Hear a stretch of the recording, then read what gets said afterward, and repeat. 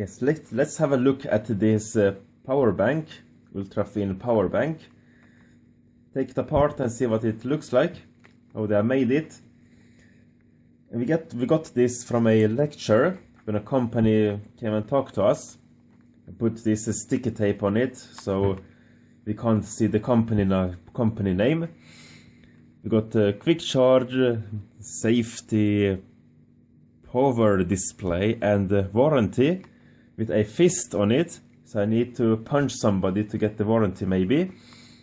For digital products, supply electric power. Card type mobile power supply. And on the back here you can see some product features. Mobile tablet, computer, digital camera, etc. Digital products, reverse wheel portable power supply.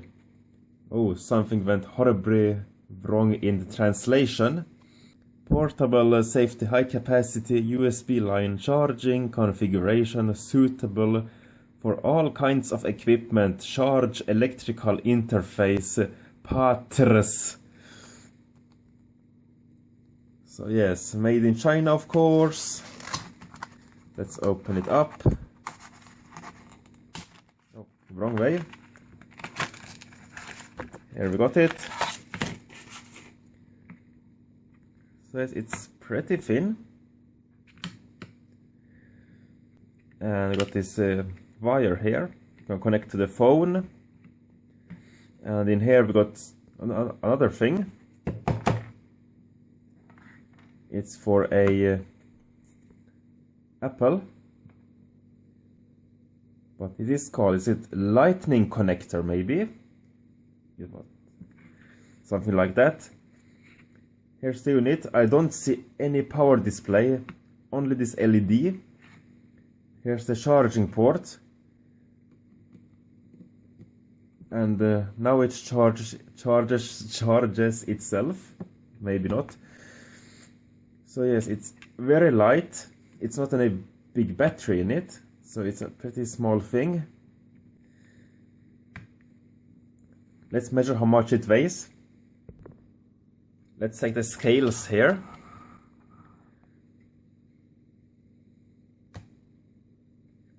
$48 grams.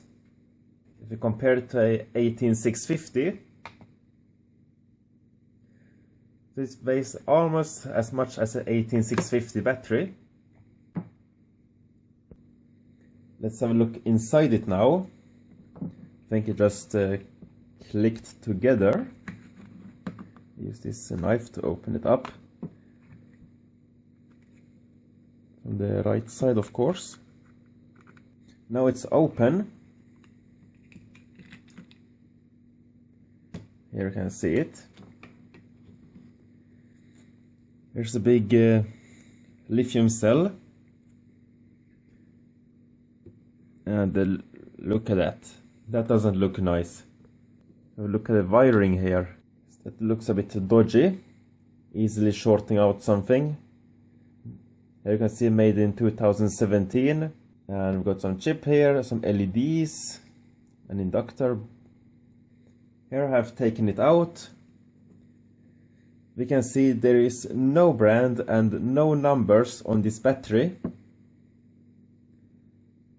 And I don't have any battery tester, so I can't test it. But I will try to reverse engineer this circuit board so we can see how it looks like.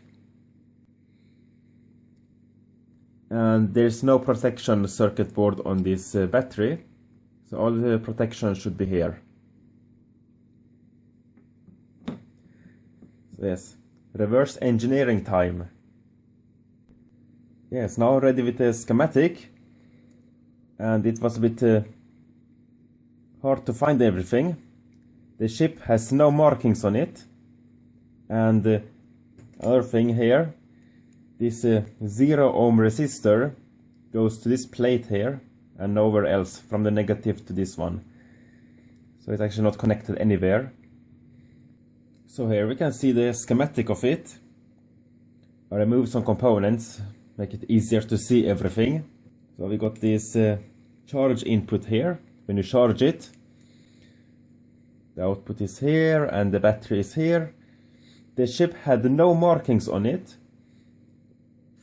and between the input we got this 1.5 ohm resistor with this capacitor, which looks pretty strange. Why would you have this resistor here? This looks like a snubber network. And here pin 2 goes directly to the battery, pin 3 goes to the inductor after the battery. Got this capacitor, got two LEDs connected to pin 8 and 7. The output is pin number 1, 4 is ground and 6 is the charge input. So when you charge it, you need to step down the voltage to charge this battery. And when you connect something here, you need to step up the voltage for the battery.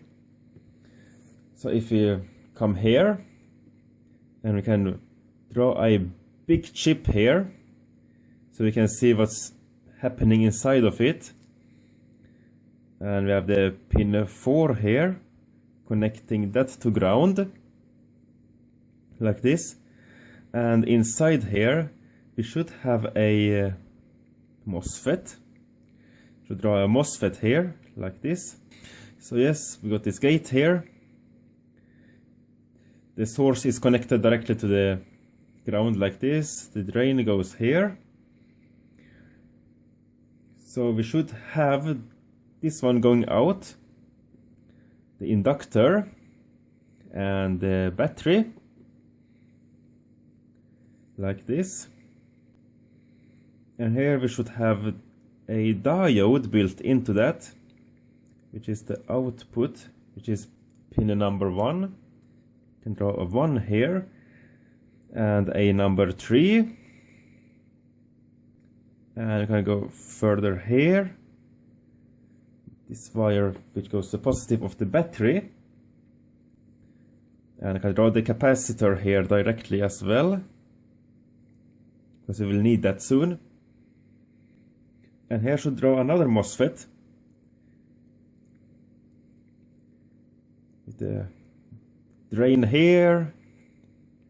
This was a larger MOSFET, that doesn't matter. The source,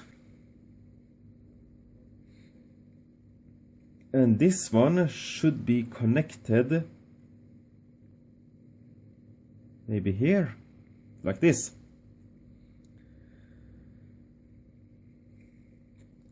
And this one here should go up to the positive. And this is pin number 6. And we should not forget the diodes. So when you want to turn down the voltage here, this transistor here is the buck transistor. It turns down the voltage to charge the battery. And this one is the boost one. Boosts up the voltage to give the output. If this transistor is working, it uses this diode here.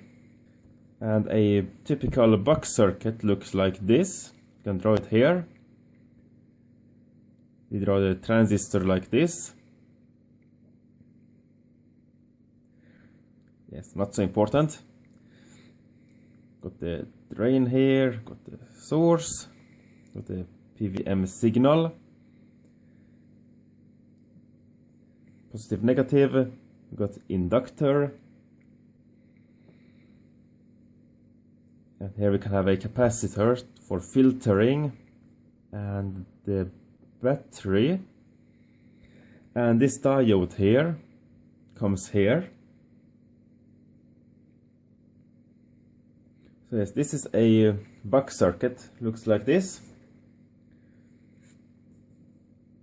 And this other part, which is the boost circuit, when the charger isn't connected. And a boost circuit should look like this. Got positive here, negative here. We got directly to inductor. We got the transistor here. Got the transistor here like this. Draw it somewhat good like this one. And negative comes here. We got the PWM signal. And this is the inductor. And here we should have a diode. And after the diode we got this capacitor.